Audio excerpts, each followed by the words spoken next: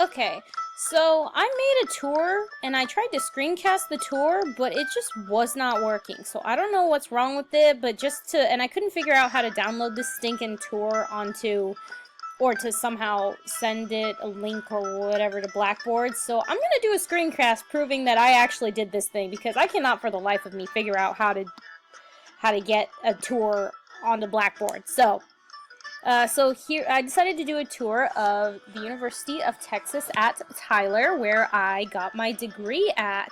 And so I chose to do this place because it means an awful lot to me. It's very, very special to me. I did live here for 3 years, and this is where I got my degree. I've only ever wanted to go to one school. When they ask you as a senior, where do you want to go to school, and you give them the list, my list had one school on it, and it was the school.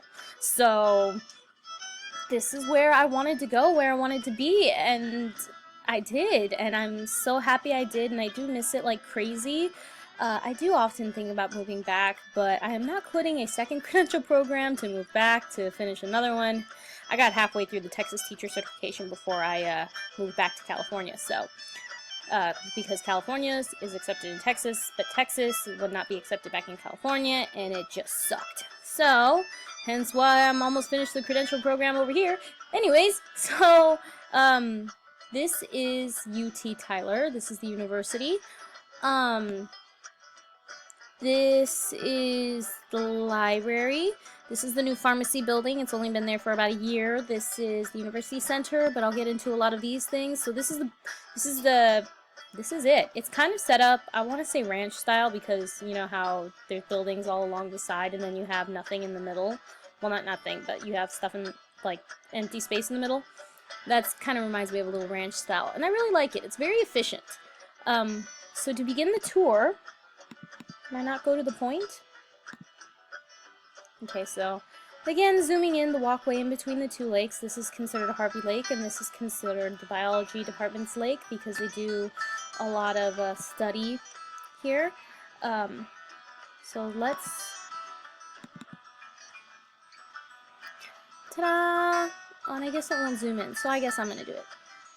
My computer's also running really hot, so I really want to get this done as quickly as possible. So this is a business building. Since I was a history major, most of my classes took places in the business building. Here were all of my social science related classes. Whoops! I was reading that. Here were the offices where my professors were, and you were really lucky to get a window office. One teacher here is like extremely lucky at the corner right there and gets 2 windows. Those guys, good lord, they are so lucky. I remember every teacher was complaining, like, man, I want that corner office so I can have 2 windows, or a side office so I can have 1 window. It was a big deal. It was pretty funny. All my social science related classes, all the offices of my favorite professors, and I learned all kinds of histories, from South American history to Texas history to political history of Eastern Europe, which was one of my favorite classes as a senior because it was so interesting. I really did like my major, and here I have a link to, hey, the history department. So that's Miss Dotson. Where's my professor? So these 3 guys, actually these 4 technically, were like the professors that I saw the most often. The nice thing about having a really small university is you get to know your professors pretty darn well because they teach all your classes. So these are the guys that I saw the most often, basically these 3. So Dr. James Newsom, Dr. Colin Snyder, and Dr. Matthew Stith. All the South American histories and Latin American histories I took with Dr. Snyder. Texas history and U.S. history I had with Dr. Newsom, and Civil War history and some other U.S. histories were with Dr. Stith. They were all great professors. How do I go back? Okay, awesome. What's next? Living on campus. Okay, so all out-of-state freshmen were required to live on campus. I lived at the University Pines Apartments, in the very one which I will show you right now on the corner and on the bottom floor. It was the first time in 17 years that I actually had a room to myself. I shared a room with my sister growing up, so it was awesome that I got to have my own room, albeit it was small, but it was still mine. It was so cool. It was really small, but I didn't mind. I used to draw pictures and tape them to my window so that my friends walking past would know which room was mine. So this is it. I really think that this is inaccurate. because there were windows on both sides. So it looked like this over here. There should be like this set of windows right here should be right there. So I think something went wrong because that staircase was not there. But I used to live in this tiny floor one right here, which was really cool. So next one. As a junior and senior, I lived with one of my friends. She was right across from the university.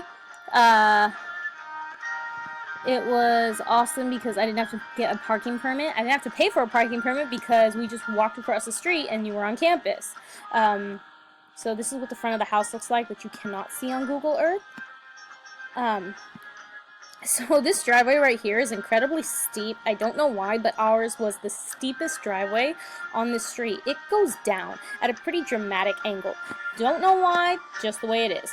So what we did was we drove on our neighbor's driveway, drove across the yard, and then backed into our carport, because it's not a garage, it's not a closed-off garage, it's a carport, so it was open. So that's what we did. We did that, which was really funny, and a lot of people laughed at us, but hey, it was the best way to reverse into the driveway, because this is actually a major street, being that it's like right by the university. So we would walk across the street and then go to class, because ta-da, university! It was pretty darn cool. And speaking of university, the university center, which it will take me to hopefully right there. Basically the heart of the school, the university center was the main entrance. It had the bookstore, the cafeteria, lots of couches for students to hang out and study. I worked here for almost 2 years at the welcome desk. I was the one who said, "Hello, welcome to UT Tyler," as people walked into the building. It was the best job a student could ask for because I basically got paid to sit at a desk, greet people, and do my homework. It was awesome.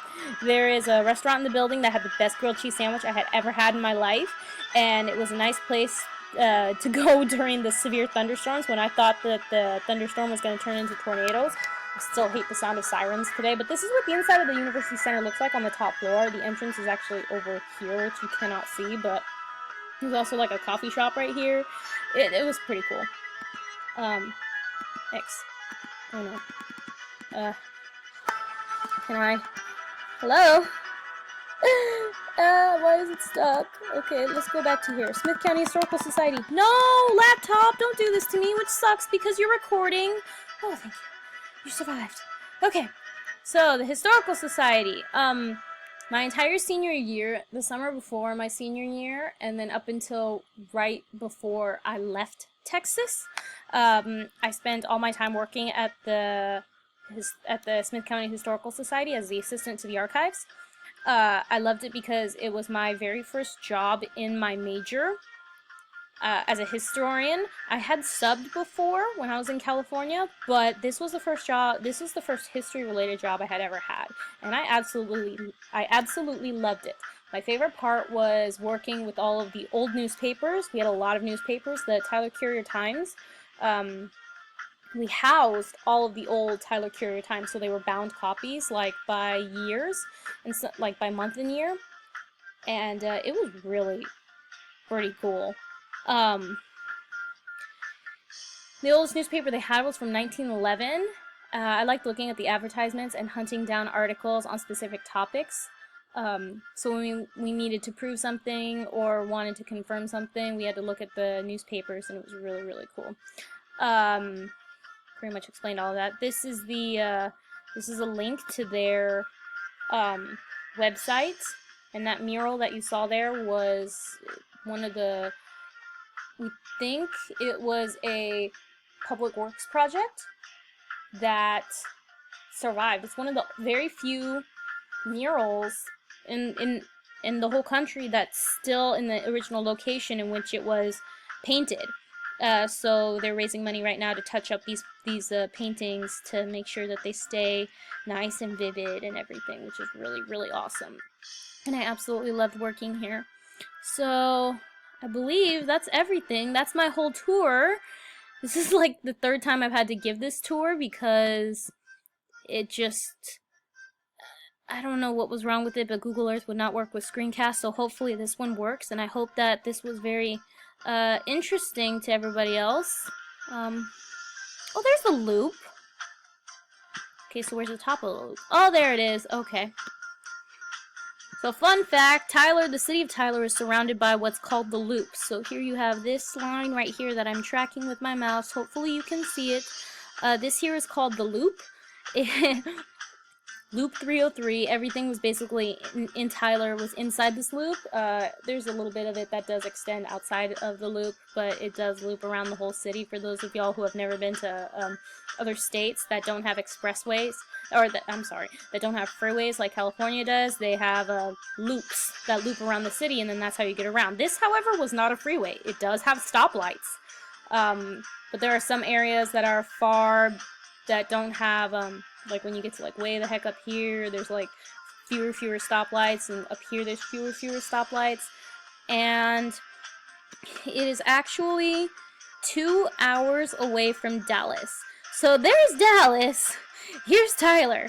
So every time I had to fly to California, I had to drive 2 hours to Dallas and then 2 hours back. There were a few times where my laptop was busted and I needed it fixed, and the closest Apple store was in Dallas. So I had to wake up at 3 in the morning and drive the 2 hours to Dallas before traffic started, and then come back before traffic again coming out of Dallas. It was nuts. But I did one time manage to make the trip to and from Dallas, and it took me about maybe 8 hours. I was able to get back before work, which was pretty darn cool considering I worked at like 10 in the morning.